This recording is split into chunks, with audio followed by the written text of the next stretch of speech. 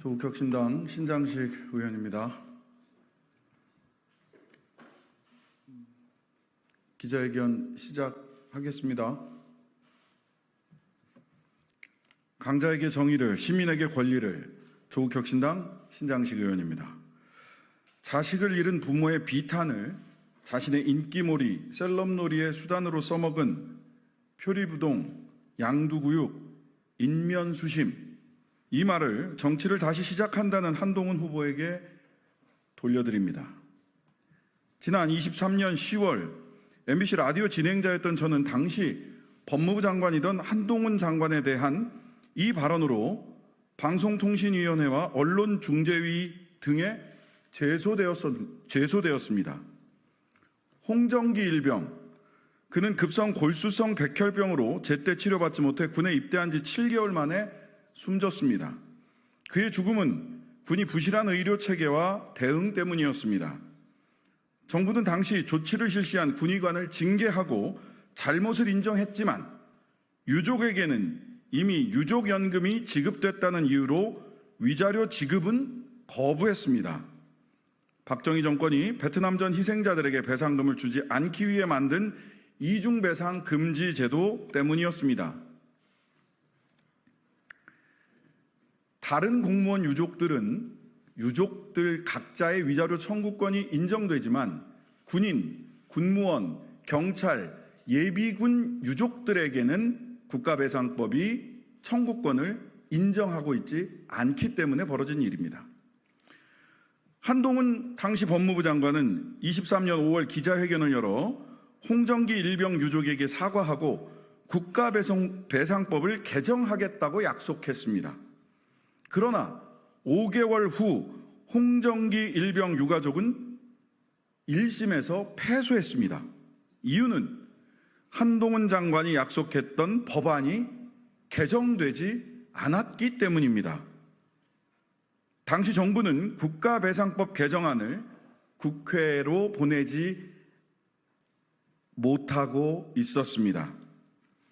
뒤늦게 한동훈 장관은 홍정기 일병 어머님을 만나 눈물을 흘리며 개정안이 조속히 국회에서 의결될 수 있도록 최선을 다하겠다라고 약속했습니다.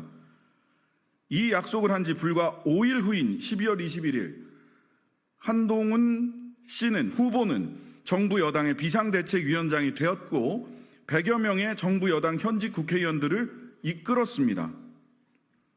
자신이 정부를 대표해 제출했던 법안을 처리하는 국회에서 여당 의원을 이끄는 자리에 오른 것입니다. 야당의 반대도 없었으니 마음만 먹으면 바로 법안을 처리할 수 있었습니다. 본인의 약속을 지킬 절호의 기회가 온 것입니다.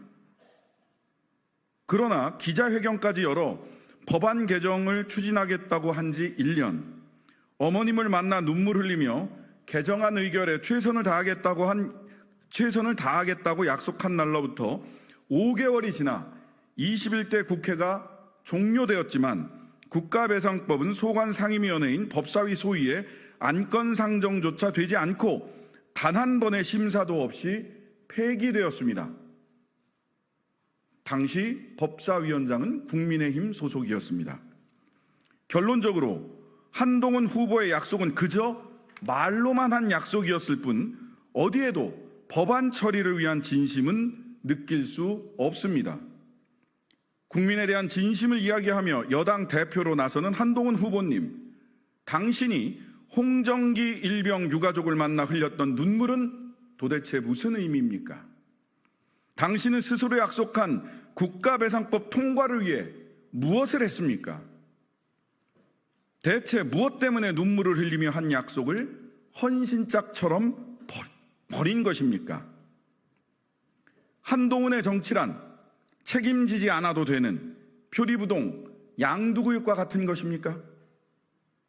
제가 이제야 돌아보니 결국 한동훈 후보는 자식을 잃은 부모의 비탄을 이용한 것, 그 이상도 이하도 아니었다라는 생각을 할 수밖에 없습니다.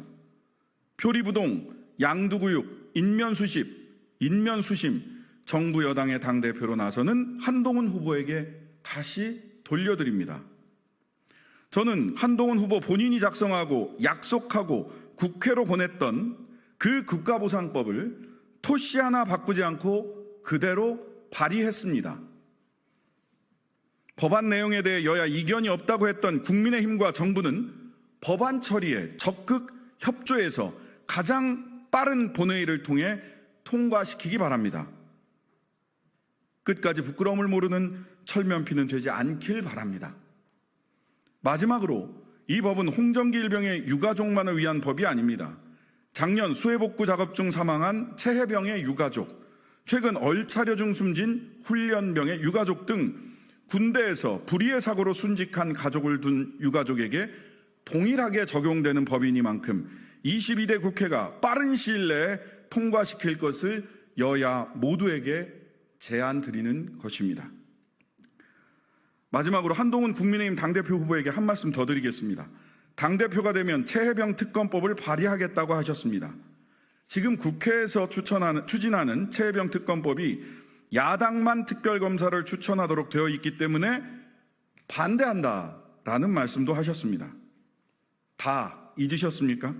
2022년 박근혜 정부의 최순실 등 민간인에 의한 국정농단 의혹 사건 규명을 위한 특별검사의 임명 등에 관한 법률 제3조 제2항에 따라 당시 야당이었던 더불어민주당과 국민의당에서만 특별검사를 추천한 바 있습니다. 바로 윤석열 대통령과 한동훈 후보가 수사팀으로 파견되었던 그 특검입니다.